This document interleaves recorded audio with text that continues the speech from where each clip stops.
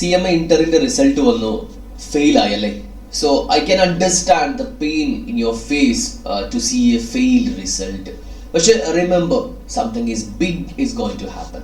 അതായത് നമ്മൾ ഇന്ന് ഡിസ്കസ് ചെയ്യുന്ന ഈ ഒരു കൺസെപ്റ്റ് നിങ്ങൾ കൃത്യമായിട്ട് തന്നെ ഫോളോ ചെയ്തിട്ടുണ്ടെങ്കിൽ ഇനി ഒരു റിസൾട്ട് ടാബ് റൺ ചെയ്യുമ്പോൾ നമ്മളുടെ റിസൾട്ട് ഉറപ്പായിട്ടും പാസ് തന്നെയായിരിക്കും. ആ ഒരു കോൺഫിഡൻസോട് കൂടി നമ്മൾ എൻ്റർ ചെയ്യുകയാണെങ്കിൽ ഉറപ്പായിട്ട് നമുക്ക് വിജയിക്കാൻ പറ്റും. സോ നിങ്ങൾ പഠിച്ച രീതികളും, അതായത് നിങ്ങൾ ഇപ്പോൾ സംഭവിച്ചത് എല്ലാം മറന്നേക്ക്. കാരണം നമ്മുടെ ഏറ്റവും വലിയ ജീവിതത്തിലെ വിജയം എന്ന് പറഞ്ഞിട്ടുണ്ടെങ്കിൽ നമ്മൾ ഇത്രയും നാളെ നമ്മൾ അധ്വാനിച്ച ആ ഒരു വഴിയുണ്ടല്ലോ. നമ്മൾ ഇപ്പോൾ ഫോർ എക്സാമ്പിൾ ഊണും ഉറക്കവും ഇല്ലാതെയാണ് നമ്മൾ പണിയെടുത്തത്. അപ്പൊ അതിന്റെ റിസൾട്ട്, അതായത് നമ്മൾ നല്ലപോലെ അധ്വാനിച്ചു, സംതിങ് ഡിഫറെന്റ് ഹാപ്പൻഡ്. ഓക്കെ, ഞാൻ എന്നിൽ തന്നെ വിശ്വസിക്കുന്നു. ആ ഒരു ഒറ്റ കോൺഫിഡൻസ് ആണ് നിങ്ങൾക്ക് വേണ്ടത്. നിങ്ങളെ തന്നെ വിശ്വസിക്കാവുന്ന ഒരു സംഭവം തന്നെയാണ്. അതായത് എന്ത് തന്നെ സംഭവിച്ചോട്ടെ, നമ്മൾ ഇത്രയും നാളും പോകുന്ന ഒരു ജേർണിയിൽ നമ്മൾ 5-6 മാസമായിട്ട് നമ്മൾ ഇതിനുവേണ്ടി പണിയെടുക്കുകയാണ് അല്ലെ. അപ്പൊ അങ്ങനെ ഒരു പണി എടുത്തിട്ട് നമ്മൾ ഫെയിൽ ആയി പോയി. അപ്പൊ ഇനി നമ്മൾ കുഴിച്ച് ആഴത്തിൽ ചെന്നിട്ട് ഒരു ഒറ്റ സ്റ്റെപ്പ് നമ്മുടെ മാറിപ്പോയി. നമ്മൾ ഇനി അവസാനത്തെ സ്റ്റെപ്പ് മാത്രം കുഴിച്ചെടുത്താൽ നമ്മൾ പാസ്സാകും. അപ്പൊ അതിനുവേണ്ടി നമ്മൾ ചെയ്യേണ്ട ചില കാര്യങ്ങളെ കുറിച്ചാണ് ഇന്നത്തെ വീഡിയോയിൽ നമ്മൾ ഡിസ്കസ് ചെയ്യാൻ പോകുന്നത്. ഞാനിവിടെ നൽകുന്നത് ഒരിക്കലും ഒരു ഫേക്ക് പ്രോമിസസ് അല്ല, the practical promise which is going to work. അതായത് ആദ്യത്തെ ദ ഫസ്റ്റ് സ്റ്റെപ്പ് എന്ന് പറഞ്ഞിട്ട് നമ്മൾ ചെയ്യേണ്ടത് you have to identify the mistake ആണ്. ഐഡന്റിഫൈ ദ മിസ്റ്റേക്ക് എന്ന് പറഞ്ഞിട്ടുണ്ടെങ്കിൽ ഞാൻ പല സ്റ്റുഡൻസിനെയും കണ്ടിട്ടുണ്ട്. പല സ്റ്റുഡൻസും പറയുന്നത് സാർ ഞാൻ 3rd അറ്റംപ്റ്റ് ആണ്, 4th അറ്റംപ്റ്റ് ആണ്. ഞാൻ ചോദിക്കാറുണ്ട്, നിങ്ങൾ പാസ്റ്റ് ഇയേഴ്സിന്റെ, അതായത് നിങ്ങൾ എഴുതിയ ഈ ആൻസർ ഷീറ്റ് വരുത്തിച്ചിട്ടുണ്ടോ? ഇല്ല സാർ, ഞാൻ ചുമ്മാ എഴുതിക്കൊണ്ട് പോകുന്നു. തെറ്റ് എല്ലാവരും ചെയ്യുന്ന ഒരു സംഭവം തന്നെയാണ്. പക്ഷെ തെറ്റ് തിരുത്തുമ്പോൾ ആദ്യമേ അത് തെറ്റാന്ന് മനസ്സിലാക്കേണ്ടതാണ് അവിടുത്തെ ഏറ്റവും ഇമ്പോർട്ടൻ്റ് ആ ഒരു കോൺസെപ്റ്റ് എന്ന് പറഞ്ഞിട്ടുണ്ടെങ്കിൽ. അപ്പൊ എങ്ങനെ ചെയ്യാം സാർ? RTIയിലൂടെ പോയിട്ട് നിങ്ങളുടെ ആൻസർ ഷീറ്റ് നിങ്ങൾ വരുത്തിക്കുക, എല്ലാ സബ്ജക്റ്റിന്റെയും വരുത്തേക്ക്, നിങ്ങൾ പാസ് ആയതിന്റെയും വരുത്തേക്ക്, ഫെയിൽ ആയതിന്റെയും വരുത്തേക്ക്. നിങ്ങൾ ഏതെങ്കിലും ഒരു പേപ്പറിൽ 50യോ അല്ലെങ്കിൽ 40യോ സ്കോർ ചെയ്തിട്ട് ഓവർ കോൺഫിഡൻസോടെ കൂടി ഇരിക്കേണ്ട ആവശ്യമൊന്നും തന്നെ ഇല്ല. അതിന്റെ ആൻസർ ഷീറ്റ് വരുത്തിയിട്ട് അതിനെ എങ്ങനെ ഇംപ്രൂവ് ചെയ്യാൻ നെക്സ്റ്റ് എക്സാമിനേഷന്. കാരണം എക്സാംഷൻ കിട്ടിയാൽ പോട്ടെ, കുഴപ്പമില്ല. ഇനി എക്സാംഷൻ കിട്ടിയാലും മേടിക്കാം, കാരണം നമുക്ക് അഭിമാന നിമിഷമാണ് ഒരു എക്സാംഷൻ കിട്ടിയെന്ന് പറഞ്ഞിട്ടുണ്ടെങ്കിൽ. അപ്പോൾ സെയിം ആസ് നിങ്ങൾ ഇത് വരുത്തിച്ചിട്ട് first you have to identify what is your mistake എന്ന് പറഞ്ഞത്. അപ്പൊ ഈ മിസ്റ്റേക്ക് ഐഡന്റിഫൈ ചെയ്തിട്ട് അതിനെ നമ്മൾ ആദ്യമേ റെക്ടിഫൈ ചെയ്യണം. അത് ചിലപ്പോൾ നമുക്കൊരു പേപ്പർ കാരണമായിരിക്കാം. ഇപ്പൊ ഫോർ എക്സാമ്പിൾ പറയുകയാണെങ്കിൽ ലോ കാരണമാണോ പോയത്, അല്ലെങ്കിൽ ടാക്സ് കാരണമാണോ പോയത്, അതായത് ഫസ്റ്റ് ഗ്രൂപ്പ് ആയിക്കോട്ടെ സെക്കൻഡ് ആയിക്കോട്ടെ, നിങ്ങൾ ബോത്ത് എഴുതിയവരുമായിരിക്കാം. അപ്പൊ ഇതിൻ്റെ അകത്ത് എന്താണ് മിസ്റ്റേക്ക് എന്ന് ഐഡന്റിഫൈ ചെയ്യണം. ചിലപ്പോൾ അതൊരു പേപ്പറിലുള്ള ഒരു മിസ്റ്റേക്ക് ആയിരിക്കാം, അവർ പെറ്റ പേപ്പർ കാരണമായിരിക്കും നിങ്ങളുടെ അഗ്രിഗേറ്റ് പോയിരിക്കുന്നത്. അപ്പൊ ഏത് സിനാരിയിലുള്ളവരാണ് ഈ വീഡിയോ വാച്ച് ചെയ്യുന്നത് എനിക്കറിയത്തില്ല. പക്ഷെ എന്നാൽ ഓർത്ത് വെക്കുക, ഒരു പേപ്പറോ 2 പേപ്പറോ കാരണമാണ് നിങ്ങൾ ഈ ഫെയിൽഡ് റിസൾട്ടിലേക്ക് എത്താൻ കാരണമെങ്കിൽ you have to identify that paper and the mistake in that paper. രണ്ടാമത്തെ കോൺസെപ്റ്റ്, നമുക്കിനി നെക്സ്റ്റ് എക്സാമിനേഷൻ, നമുക്ക് ഡിസംബർ ടേമിലാണ് എക്സാമിനേഷൻ വരിക. So you have to understand the exam timeline. ഇതൊരു ചെറിയ കാര്യമല്ലേ സർ? അണ്ടർസ്റ്റാൻഡ്, ഞാൻ എഴുതുകയാണ്, അത് മനസ്സിൽ നിങ്ങളുടെ എഴുതാൻ വേണ്ടിയാണ് ഞാൻ ഇവിടെ എഴുതുന്നത്. Understand the exam time line. Exam time line ഇത് വളരെ കൃത്യമായിട്ട് പറയാൻ കാരണമേ, ഞാനിപ്പോൾ പിള്ളേരോട് ചോദിച്ചാലും പിള്ളേർ പറയും എത്ര നാൾ എക്സാമിനേഷന്? സോ ഒരു 3-4 മാസമുണ്ട്. ഈ മാസം എന്ന് പറഞ്ഞിട്ടുണ്ടെങ്കിൽ അവസാനം 10 ദിവസം ഉണ്ടെങ്കിൽ മാസം തന്നെയാണ്, 2 ദിവസം ഉണ്ടെങ്കിൽ മാസമാണ്, 30 ദിവസം ഉണ്ടെങ്കിൽ മാസം തന്നെയാണ്. അപ്പൊ ബ്രെയിൻ എന്താ സംഭവിക്കുക, നമ്മുടെ മൈൻഡിൽ ഒരു കാര്യം ട്രിഗർ ആകും, സമയമുണ്ട്. Not possible. അതായത് നമുക്കൊരു ഇപ്പോൾ ഫോർ എക്സാമ്പിൾ ഒരു 120 ഡേയ്സ് ആണ് നമുക്കൊരു അപ്രോക്സിമേറ്റ് എടുക്കാൻ പറ്റുക. 120 ഡേയ്സിൽ നമുക്ക് 8 പേപ്പേഴ്സ് ഉണ്ട്, അല്ലെങ്കിൽ നമുക്ക് 4 പേപ്പേഴ്സ് ഉണ്ട്. ഈ 4 പേപ്പേഴ്സിൽ നമുക്ക് 2 ഡിവൈഡ് ചെയ്യുന്നു. ഒന്ന് നിങ്ങളുടെ കോർ പേപ്പേഴ്സ് ഏതാണ്, രണ്ടാമത് നിങ്ങളുടെ ബേസ് പേപ്പർ ഏതാണ്. ഈ ബേസ് പേപ്പർ എന്ന് പറയുമ്പോൾ ജസ്റ്റ് പാസ് ആകാൻ വേണ്ടി മാത്രം എഴുതുന്നുണ്ട്. കോർ പേപ്പേഴ്സ് എന്ന് പറയുമ്പോൾ ബേസ് പേപ്പറിൽ നഷ്ടപ്പെട്ട മാർക്കും റിക്കവർ ചെയ്തിട്ട് you are planning four exemption papers. അതായത് എല്ലാത്തിനും നമ്മൾ 60 സ്കോർ ചെയ്യാനാണ് നമ്മൾ ശ്രമിക്കുന്നത്. അപ്പൊ അങ്ങനെ അത് ഐഡന്റിഫൈ ചെയ്യാൻ വേണ്ടി 120 ഡേയ്സിൽ എങ്ങനെ നമ്മൾ അതിന് ടൈമിന് അറേഞ്ച് ചെയ്യും. അപ്പൊ അതിന് ടൈമിന് അറേഞ്ച് ചെയ്യുമ്പോൾ പലരും നമുക്ക് അറേഞ്ച് ചെയ്യാൻ പറ്റും. ഒന്നും നമ്മുടെ പ്രിപ്പറേഷൻ ആണ്. അപ്പൊ സാർ പ്രിപ്പറേഷൻ എങ്ങനെ നല്ല രീതിയിൽ ചെയ്യാം?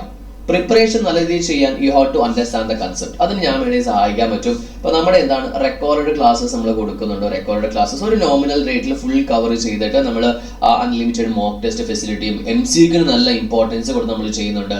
ഫുൾ സ്റ്റഡി മെറ്റീരിയൽ നമ്മൾ 50 hours കവർ ചെയ്യുന്നുണ്ട്. നിങ്ങൾക്ക് അതിന്റെ സെപ്പറേറ്റ് നോട്ട്സ് കിട്ടും. ക്വസ്റ്റൻ ആൻസർ ഡിസ്കഷൻസ് വീഡിയോ ഉണ്ട്, ക്വസ്റ്റൻ ആൻസർ ഡിസ്കഷൻസ് PDF ഉണ്ട്. ഇതെല്ലാം ഈ ഒറ്റ ഒരു കൺസെപ്റ്റിൽ നമുക്ക് നിങ്ങൾക്ക് അവൈലബിൾ ആയിട്ട് കിട്ടും. അപ്പോൾ താല്പര്യമുള്ള ഒരു മെസ്സേജ് കോൺടാക്ട് ചെയ്യുക. രണ്ടാമത്തെ പറയുമ്പോൾ നമ്മൾ എക്സാമിന്റെ പ്രിപ്പറേഷൻ വേണ്ടി നമ്മൾ റിവിഷൻ ചെയ്യണം. അപ്പൊ റിവിഷൻ ചെയ്യാൻ വേണ്ടി നമ്മൾ എന്ത് ചെയ്യണം? ഇതിനു വേണ്ടി നമ്മൾ സമയം കണ്ടെത്തിയേക്കണം. അതായത് അവസാനം നമ്മൾ കൊണ്ടുപോയി വെക്കുകയല്ല. മൂന്നാമത് നമ്മൾ മോക്ക് ചെയ്യണം. ഈ മോക്ക് ചെയ്യണം എന്ന് പറഞ്ഞിട്ടുണ്ടെങ്കിൽ മെജോറിറ്റി സ്റ്റുഡൻസിന് എക്സാമിനേഷന് വേറൊരു മെന്റാലിറ്റിയും അതേപോലെ തന്നെ ക്ലാസ്സിന്റെ സമയത്ത് വേറൊരു മെന്റാലിറ്റിയാണ്. അതായത് സ്റ്റഡി മൂഡും എക്സാം മൂഡും രണ്ടാണ്. അത് നിങ്ങൾക്ക് തന്നെ അറിയാം അല്ലെ. അപ്പൊ ഈ സ്റ്റഡി മൂഡ് എന്ന് പറയുമ്പോൾ പഠിക്കുന്ന മാത്രമാണ്. എക്സാമിനേഷന്റെ തലേദിവസം വരെ പഠിക്കുകയാണ്. പെട്ടെന്ന് നമ്മൾ മൈൻഡിനെ സ്വിച്ച് ചെയ്തിട്ട് എക്സാം മൂഡ് ആക്കാൻ ഇച്ചിരി ബുദ്ധിമുട്ടാണ്. അപ്പൊ നമ്മൾ ചെയ്യേണ്ട കാര്യം എന്താണ്? നമ്മൾ പഠിക്കുമ്പോൾ തന്നെ എക്സാം മൂഡ് ഓൺ ആക്കുക. ഇപ്പൊ ഫോർ എക്സാമ്പിൾ ഒരാഴ്ച ഒരു എക്സാമിനേഷൻ എഴുതുക. അതായത് 3 hours കംപ്ലീറ്റ്ലി സ്ട്രെച്ച് ചെയ്തിട്ട് നിങ്ങൾക്ക് എന്താണ് എക്സാമിനേഷൻ ചെയ്ത് ഇനി ക്രാഷോ കാരണം അങ്ങനെ നിങ്ങൾ എന്താണ് എവിടെയെങ്കിലും അറ്റൻഡ് ചെയ്യുന്നുണ്ടെങ്കിൽ അതിനനുസരിച്ച് നിങ്ങൾ ഫോളോ ചെയ്യുക. അപ്പോൾ ഈ ഒരു കോൺസെപ്റ്റിൽ ടൈം ലൈൻ വളരെ കൃത്യം. ഇതിനിടയ്ക്ക് കല്യാണം ഉണ്ട്, നമുക്ക് ഇനി ഓണം വരുന്നുണ്ട്, അപ്പൊ അതിന് ടൈമൊക്കെ മാറ്റി വെക്കുക. ഇല്ല സാർ ഞാൻ ഓണത്തിന് പഠിക്കും. ചുമ്മാ നമ്മൾ റാൻഡംലി ഒരു ടൈം നമ്മൾ പറയരുത്. എക്സാക്ട് ഡേ ബൈ ഡേ ഞാൻ എന്ത് ചെയ്യും. ഒരു ഡേ എനിക്ക് ഫോർ എക്സാമ്പിൾ ഹെൽത്ത് ഇഷ്യൂസ് ഉള്ള ആൾക്കാരുണ്ട്. അപ്പൊ ആ ഹെൽത്ത് ഇഷ്യൂസ് നമ്മൾ കൺസിഡർ ചെയ്യണം. സൺഡേ നമ്മൾ കൺസിഡർ ചെയ്യണം. നമ്മളെ തന്നെ ആദ്യമേ മനസ്സിലാക്കണം. ഞാൻ കുറച്ചും കൂടെ മടിയുള്ള ആളാണ്, അപ്പൊ ഞാൻ ഇത്ര മണിക്കൂറേ പഠിക്കുള്ളൂ. അതിന്റെ അനുസരിച്ച് ടൈം ചേഞ്ച് ആക്കുക. പെട്ടെന്നുള്ള ഒരു സ്വിച്ചിങ് അത് ഭയങ്കര ബുദ്ധിമുട്ടിലേക്ക് നമ്മൾ കൊണ്ടുപോകുക. അതേപോലെ ഉറക്കമില്ലാതാകുക. അതൊരു പ്രശ്നങ്ങളൊന്നും വേണ്ട. കൃത്യമായിട്ട് നിങ്ങൾ പ്ലാൻ ചെയ്യുക. മൂന്നാമത്തെ പോയിന്റ് എന്ന് പറയുന്നതും രണ്ടാമത്തെ പോയിന്റ് കുറച്ച് റിലേറ്റഡ് ആയ ഒരു കാര്യം തന്നെയാണ്. നമ്മൾ എപ്പോഴും സബ്ജക്റ്റിനെ ബ്രേക്ക് ഡൗൺ ചെയ്യണം. സബ്ജക്റ്റിനെ നമ്മൾ എപ്പോഴും ഡിവൈഡ് ചെയ്യണം. കാരണം ഇത് ഞാൻ നേരത്തെ പറഞ്ഞതിനെ ബേസ് ചെയ്തിട്ട് തന്നെയാണ്. സബ്ജക്റ്റിനെ എന്തുകൊണ്ട് ഡിവൈഡ് ചെയ്യണം? ആദ്യമേ ഗ്രൂപ്പിന്റെ കാര്യം നമ്മൾ പറഞ്ഞു. സബ്ജക്റ്റ് ഡിവൈഡ് ചെയ്യാൻ വേണ്ടി സബ്ജക്റ്റിലും 2 കാര്യമുണ്ട്. സബ്ജക്റ്റിൽ സ്ട്രെങ്ത് ഉണ്ട്, വീക്ക്നെസ് ഉണ്ട്.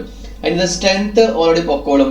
വീക്ക്നെസ് ഉണ്ടെങ്കിൽ ആ വീക്ക്നെസ് കവർ ചെയ്യാൻ നമ്മുടെ റെക്കോർഡ് ക്ലാസ്സസ് നിങ്ങളെ സഹായിക്കും. അല്ലെങ്കിൽ എന്താണ് നിങ്ങൾക്ക് എന്ത് തന്നെ പറയാനുണ്ടെങ്കിൽ നമുക്ക് കമന്റ് ബോക്സിൽ കമന്റ് ചെയ്യാം. നിങ്ങൾക്ക് ഏതൊരു ഒരു പെർട്ടിക്കുലർ ടോപ്പിക്കിനെ കുറച്ച് ഡീറ്റെയിൽ ആയിട്ട് പറയാമോ എന്ന് പറഞ്ഞു. നമ്മൾ യൂട്യൂബിൽ നിങ്ങൾക്ക് വേണ്ടിയുള്ള ഒരു ചാനലാണ്. അപ്പൊ നിങ്ങളെ സഹായിക്കാൻ വേണ്ടി എന്ന രീതിയിലാണ് ഞാൻ ഈ ചാനൽ പ്രൊവൈഡ് ചെയ്തിരിക്കുന്നത്, അത് തുടങ്ങിയിരിക്കുന്നത്. അപ്പൊ നിങ്ങൾക്ക് എന്ത് തന്നെ പറയാനുണ്ടെങ്കിൽ ഒരു സ്പെസിഫിക് ടോപ്പിക്കിനെ കുറിച്ച് വീഡിയോ വേണം, അല്ലെങ്കിൽ നിങ്ങൾക്ക് ഒരു മോട്ടിവേഷൻ കാര്യങ്ങളൊക്കെ വേണമെന്നുണ്ടെങ്കിൽ ഉറപ്പായിട്ട് നമുക്ക് പ്രൊവൈഡ് ചെയ്യാൻ പറ്റും. അപ്പൊ മൂന്നാമത്തെ കാര്യം എന്ന് പറയുമ്പോൾ നിങ്ങൾ സബ്ജക്റ്റിനെ ഡിവൈഡ് ചെയ്യുക.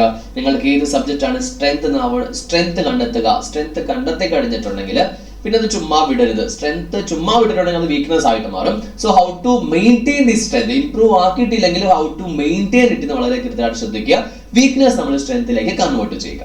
നാലാമത്തെ പോയിന്റ് എന്ന് പറയുമ്പോൾ എപ്പോഴും സ്റ്റഡി സ്മാർട്ട് എന്ന് പറയും. അതായത് ഈ കുറച്ച് നാളുകളിൽ എങ്ങനെ, അതായത് നിങ്ങൾ ആൾറെഡി ഫസ്റ്റ് റൗണ്ട് കഴിഞ്ഞവരാണ്, ഒരു പ്രാവശ്യം എക്സാമിനേഷൻ എഴുതിയവരാണല്ലോ നിങ്ങൾ.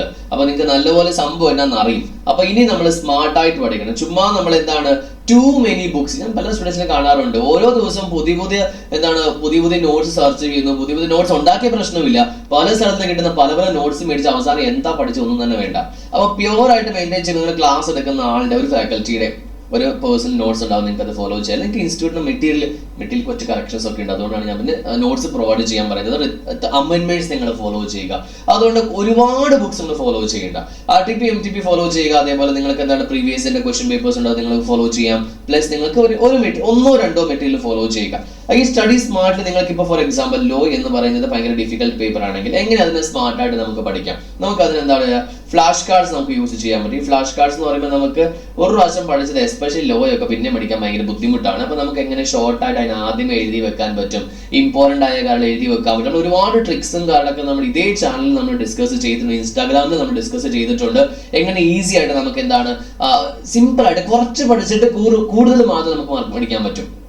ഇപ്പൊ നമുക്കിപ്പോൾ ഫോർ എക്സാമ്പിൾ കമ്പനീസ് ആക്ടിന് 40% ഉണ്ട്. എസ്പെഷ്യലി ലോയിനെ കുറിച്ച് സംസാരിക്കുകയാണെങ്കിൽ കോൺട്രാക്ട് നല്ല വെയിറ്റേജ് ഉണ്ട്. അങ്ങനെ വെയിറ്റേജ് കൂടുതലുള്ള ചാപ്റ്റേഴ്സിന് ഇമ്പോർട്ടൻസ് കൊടുത്താൽ നമുക്ക് ക്ലിയർ ചെയ്യാൻ പറ്റുന്നൊരു കാര്യം തന്നെയാണ്. അത് ഒരു സിമ്പിൾ കാര്യമാണ്. നമ്മൾ അതിന് ഡിഫിക്കൽട്ട് ആകുന്നതനുസരിച്ചാണ് ഡിഫിക്കൽട്ട് ആയിട്ട് മാറുന്നത്. അപ്പം ഇത്രയും കാര്യങ്ങളാണ് നമ്മൾ ഈ ഒരു വീഡിയോയിൽ ഡിസ്കസ് ചെയ്യാൻ പോകുന്നത്. അപ്പൊ അഞ്ചാമത്തെ നിങ്ങൾക്ക് സിമ്പിൾ കാര്യം തന്നെയാണ്, നമ്മുടെ ചാനൽ ഫോളോ ചെയ്യുക. Follow our channel. അപ്പൊ നമുക്ക് ഒരുപാട് ഡീറ്റെയിൽസ് നിങ്ങൾക്ക് കിട്ടും. അപ്പൊ നിങ്ങൾ അൾട്ടിമേറ്റ്ലി എന്താണ് ക്ലിയർ ചെയ്യാൻ വേണ്ടി ശ്രമിക്കുക. അപ്പൊ കുറച്ച് കാര്യങ്ങൾ നിങ്ങൾക്ക് മനസ്സിലായി എന്ന് വിശ്വസിക്കുന്നു. അപ്പൊ നിങ്ങളുടെ ഫ്രണ്ട്സ് ആരെങ്കിലും ഇപ്പോൾ CMA ചെയ്യുന്നുണ്ട്, അല്ലെങ്കിൽ അവർ ഫെയിൽഡ് ആയിട്ടുണ്ടെങ്കിൽ അവർക്ക് നിങ്ങൾ വീഡിയോ ഒന്ന് അയച്ചു കൊടുക്കുക. അപ്പൊ നമ്മുടെ ഇതിനകത്ത് ക്വസ്റ്റ്യൻ ആൻസർ ഡിസ്കഷൻ സെഷൻസ് അല്ലാതെ ഒരുപാട് നമ്മൾ സബ്ജക്റ്റിന്റെ ക്ലാസ്സസ് നമ്മൾ ഈ ഒരു ചാനലിൽ ഹോസ്റ്റ് ചെയ്തിട്ടുണ്ട്. ഫസ്റ്റ് ടൈം ആണ് ചാനൽ കാണുന്ന ചാനൽ ഒന്ന് സബ്സ്ക്രൈബ് ചെയ്യുക. ഇനി ഫെയിലിയറിനെ കുറിച്ച് ആലോചിച്ച് ടെൻഷൻ അടിക്കൊന്നും വേണ്ട. കാരണം നമ്മൾ വെച്ചിട്ടുണ്ടെങ്കിൽ നമ്മളൊരു പുതിയൊരു decision, I'm promising that something big is going to happen. Initially promise ചെയ്ത പോലെ തന്നെ നമ്മൾ നല്ല രീതിയിൽ പഠിക്കാൻ വേണ്ടി ശ്രമിക്കണം. നല്ല രീതിയിൽ തന്നെ പഠിക്കാൻ വേണ്ടി ശ്രമിക്കണം. പോയതെല്ലാം പോട്ടെ, പ്രശ്നമില്ല. അതൊരു ലൈഫിന്റെ ജേർണിയുടെ ഭാഗമല്ല. നമ്മൾ സ്ട്രൈറ്റ് ആയിട്ട് ലൈൻ വലിച്ചിട്ടുണ്ടെങ്കിൽ അങ്ങനെ ലൈൻ പോകുമോ? ഇല്ല. അത് സ്റ്റെപ്പ് ബൈ സ്റ്റെപ്സ് താഴേക്ക് പോകാം. പക്ഷെ അൾട്ടിമേറ്റ്ലി ആ ലൈനിലേക്ക് തന്നെ തിരിച്ചു വരാൻ വേണ്ടി ശ്രമിക്കുക. ഒരിക്കലും ഡെസ്പ് ആകേണ്ട ആവശ്യമൊന്നും തന്നെ ഇല്ല. ഒരു സിമ്പിൾ എക്സാം, ലോകം അവസാനിച്ചിട്ടൊന്നുമില്ലല്ലോ, ഒരു CMA ഒരു എക്സാമിനേഷൻ മാത്രമല്ലേ. അപ്പോൾ നമ്മൾ ഹാപ്പി ആയിട്ടിരിക്കുക, അപ്പോൾ നമ്മളുടെ ഫെയിലിയറിനെ കുറിച്ച് മറക്കുക, സന്തോഷത്തോടെ ആയിരിക്കുക. നിങ്ങൾക്ക് എന്ത് തന്നെ പറയാനുണ്ടെങ്കിൽ നിങ്ങൾ കമന്റ് ബോക്സിൽ കമന്റ് ചെയ്യാവുന്നതാണ്, അല്ലെങ്കിൽ പേഴ്സണലായിട്ട് മെസ്സേജ് അയക്കുക. ഞാൻ ഇനിഷ്യലി പറഞ്ഞ പോലെ തന്നെ റെക്കോർഡ് ക്ലാസ്സസ് നമുക്ക് ലേറ്റസ്റ്റ് ആയിട്ട് അവൈലബിൾ ആണ്, നിങ്ങൾക്ക് വേണമെങ്കിൽ കോൺടാക്ട് ചെയ്യാവുന്നതാണ്. അപ്പോൾ നമുക്കിനി അടുത്ത വീഡിയോ കാണാം.